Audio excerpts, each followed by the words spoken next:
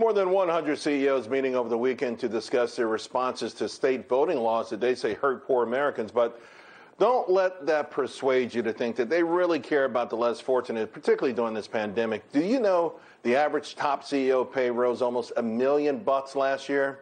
Joining me now for reaction, Heritage Foundation Senior Advisor Genevieve Wood. Genevieve, how surprised are you, right? I mean, it's kind of nuts at how quickly their pay is going up. They talk about inclusion. Even companies like Walmart, which of course make a fortune from conservative consumers and voters. What's pushing this? I think it's a dangerous tightrope that they're walking.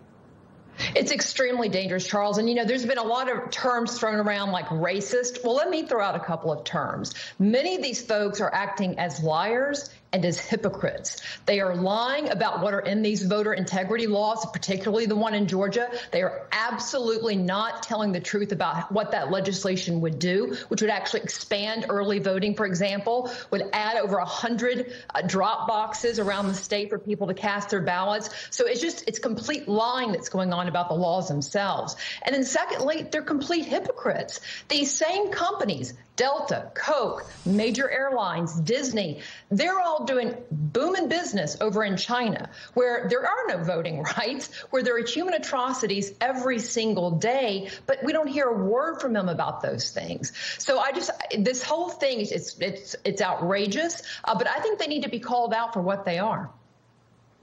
Also, I think a lot of it's deflection. We got a report that the average CEO of these top 300 companies made almost $14 million last year. The year before, 2019, $12.8 million.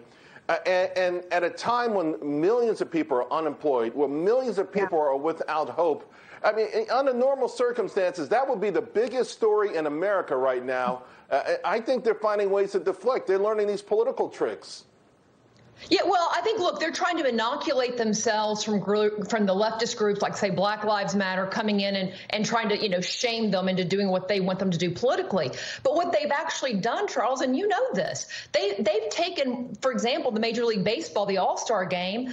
They took $100 million basically from the city of Atlanta, which has a far higher African-American population, and moved it to Colorado, which I think less than 10% of the folks there are African-Americans, and now all the money's going there. So, I mean, this is the idea that they're actually wanting to help minorities and those trying to, get up the ladder. It just isn't true, and their actions show it. Right.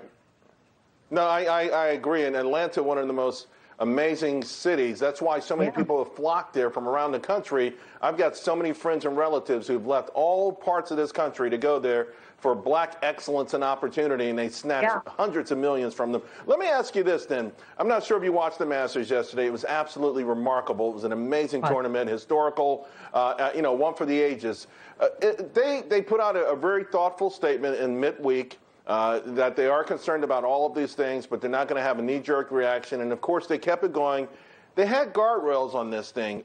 I mean, instead of going straight for what you said, this sort of activism path, is there a way, an elegant way for these companies to really address some of these issues without taking a bait the way they have?